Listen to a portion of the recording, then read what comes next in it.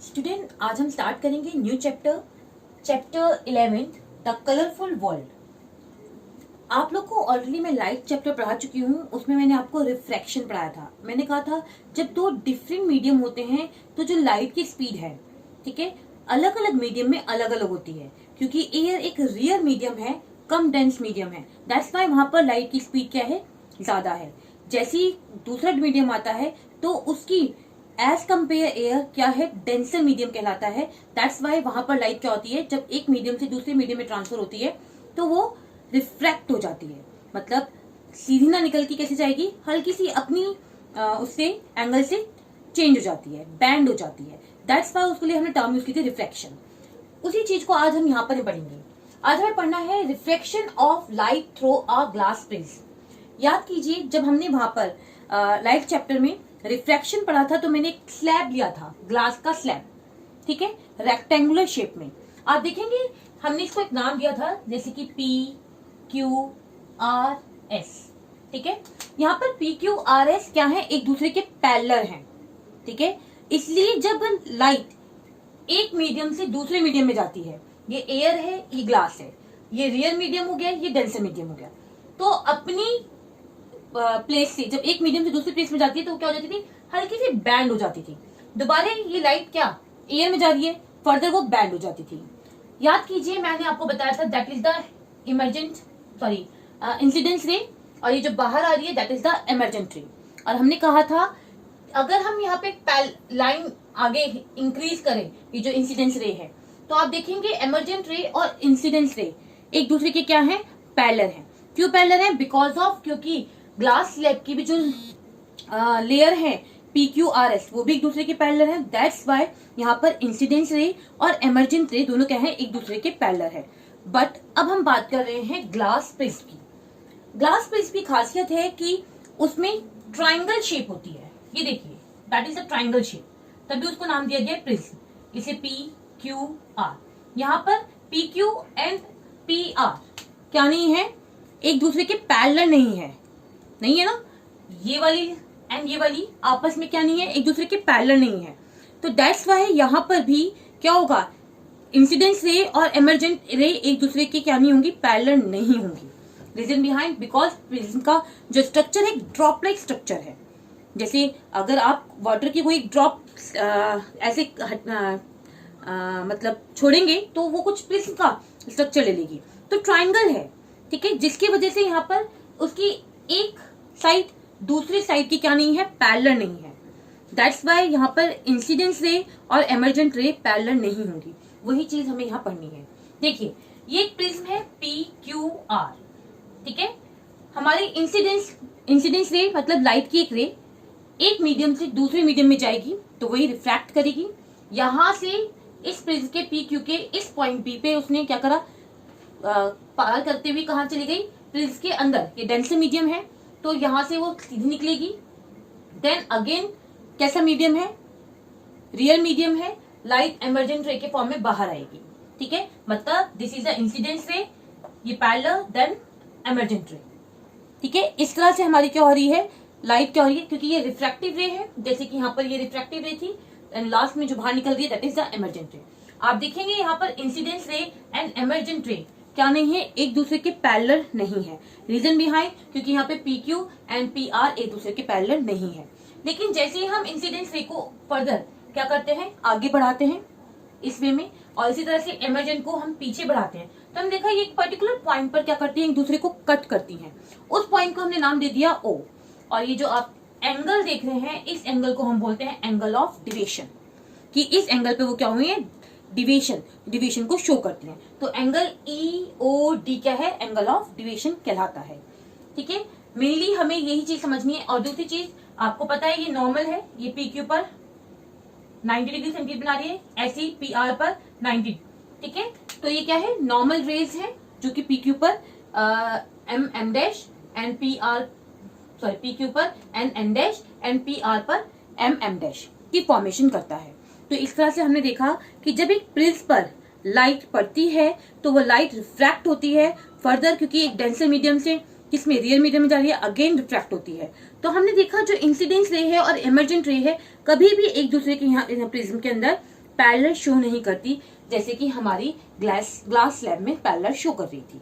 ठीक है, तो वही चीज हमें पढ़नी है। देखिए, since the refractive surface PQ and PR of the prism are not parallel नहीं है, therefore the emergent ray and incident ray are not parallel to one another.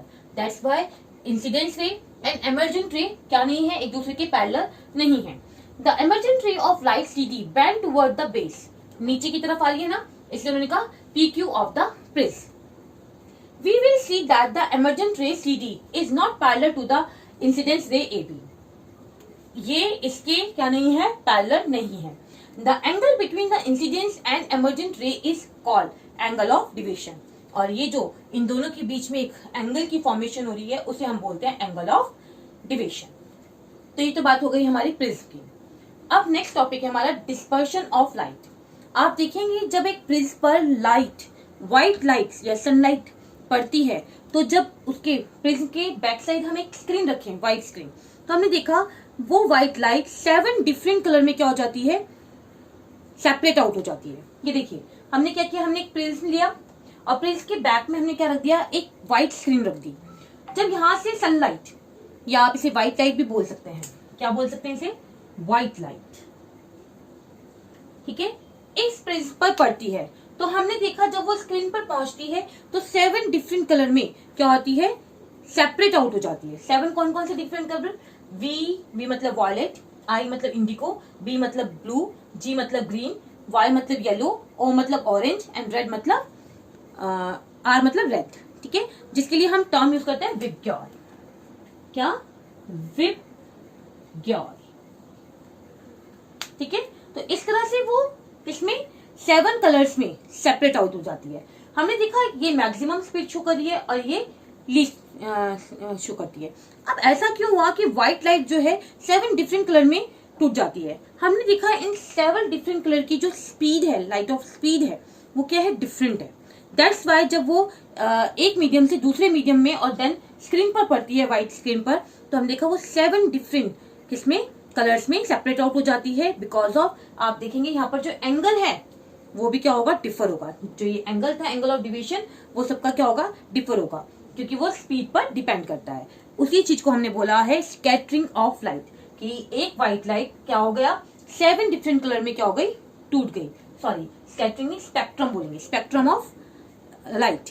ये क्या है, कलर शो कर रही है, दैट्स व्हाई इसको हम बोलते हैं spectrum of light.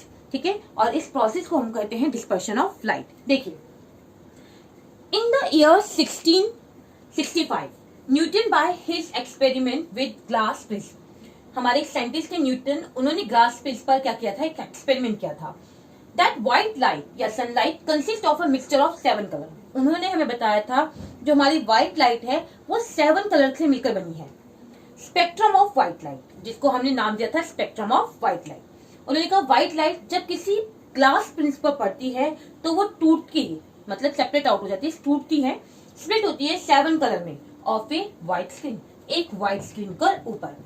The splitting up of white light into 7 colour of passing through a transparent medium like a glass prism. और ये तब हो रहा है जब वो व्हाइट लाइट एक ट्रांसपेरेंट ग्लास प्रिज्म पे पड़ती है एंड देन पास होके एक स्क्रीन पर आती है, तो हमें वो 7 कलर में मिलती है। इसलिए उसके लिए हमने टर्म यूज करी डिस्पर्शन, डिस्पर्शन ऑफ लाइट, या इसको हम बोलते हैं स्पेक्ट्रम ऑफ व्हाइट लाइट। ये दोनों टर्म आपको याद रखनी है। इसमें अगर डिस्पर्शन ऑफ लाइट आए तब भी मतलब हमसे ये कह रहे हैं कि व्हाइट लाइट 7 कलर में क्या हो रही है, सेपरेट आउट हो रही है, या स्पेक्ट्रम ऑफ व्हाइट लाइट आए तो भी हमसे यही कहा जा रहा है। ठीक है, because colour of white light travel at different speed. जितने भी हमारी व्हाइट लाइट की 7 कलर हैं उनकी जो स्पीड है लाइट की वो क्या है, डिफरेंट है। इसलिए उन्होंने कहा because colour of white light travel at different speed through the glass prism. ठीक है, and the refract bandwidth by different angle on passing through the glass prism. जब वो ग्लास प्रिज्म से पास होती हैं, दैट्स व्हाई उनका जो एंगल है, एंगल ऑफ डिविएशन है, वो भी डिफर होगा। ठीक है, हमने देखा रेड कलर मैक्सिमम स्पीड है, वॉयलेट कलर मिनिमम स्पीड है। देखिए, रेड लाइट की maximum speed and violet colour की मिनिमम स्पीड है, but there deviation is least. लेकिन इसका डिविएशन जो है, जो एंगल है इसका, वो सबसे कम है। इसका जो एंगल है वो सबसे ज्यादा है, दैट्स वाई इसे लीस्ट और इसे मैक्सिमम लिखा है। देखिए कलर, रेड कलर का मैक्सिमम स्पीड लेकिन डिविएशन लीस्ट, वॉयलेट कलर का मिनिमम स्पीड बट उसकी डिविएशन कहती है मैक्सिमम। तो ये आपको ध्यान रखनी है। ठीक इसी तरह से आप अगर कभी वाटर की ड्रॉप में भी कोई लाइट पास करेंगे तो आपको वहां पर 7 कलर नजर आएंगे, या अगर आप सनलाइट नहीं है तो आप उस चीज को उससे भी देख सकते हैं। बल्ब की लाइट अगर आपने प्रिज्म के पास करोगे तो आपको वो एक स्क्रीन पर 7 कलर में ही क्या नजर आएगी, स्प्लिट सेपरेट आउट होकर नजर आएगी। तो इसको हम बोलते हैं स्पेक्ट्रम ऑफ लाइट, या इसको हम बोल सकते हैं डिस्पर्शन ऑफ लाइट। ये हमारी लाइट की खासियत है, जब वो प्रिज्म पर पड़ती है और प्रिज्म से बाहर निकलती है तो वो 7 डिफरेंट कलर्स में बाहर निकलती है, बिकॉज उसमें प्रिज्म के अंदर उसकी जो स्पीड है वो डिफरेंट होती है, एंड देन जब वो पास होती है प्रिज्म से तो वो हमें 7 डिफरेंट लाइट में 7 डिफरेंट कलर में नजर आती है। दैट्स वाई उनका जो एंगल ऑफ डिविएशन है वो भी क्या होगा, डिफर होगा। तो red light maximum speed show करती है, violet light least speed show करती है, बट डिविएशन रेड लाइट का ज्यादा होता है, सॉरी लीस्ट होता है, और वॉयलेट का मैक्सिमम होता है। और इनके बीच में जितने भी अदर्स कलर हैं उनका डिविएशन उसी के अकॉर्डिंग इंक्रीज और आप डिक्रीज इजीली लिख सकते हैं। मतलब अगर रेड लाइट का मैक्सिमम स्पीड है, ठीक है, तो उससे कम स्पीड ऑरेंज की, फिर येलो की, ठीक है, फिर ग्रीन की, फिर ब्लू की, इंडिगो की, एंड सबसे कम किसकी है, वॉयलेट की speed, light of speed. Minimum speed किसकी हो गई, वॉयलेट की। बट अगर हम एंगल देखें तो एंगल सबसे ज्यादा किसका है, वॉयलेट का, और फिर इधर की तरफ इंक्रीज होता हुआ जाएगा। तो इस तरह से आप इजीली डिस्पर्शन ऑफ लाइट या स्पेक्ट्रम ऑफ लाइट एक्सप्लेन कर सकते हैं। Thank you everyone.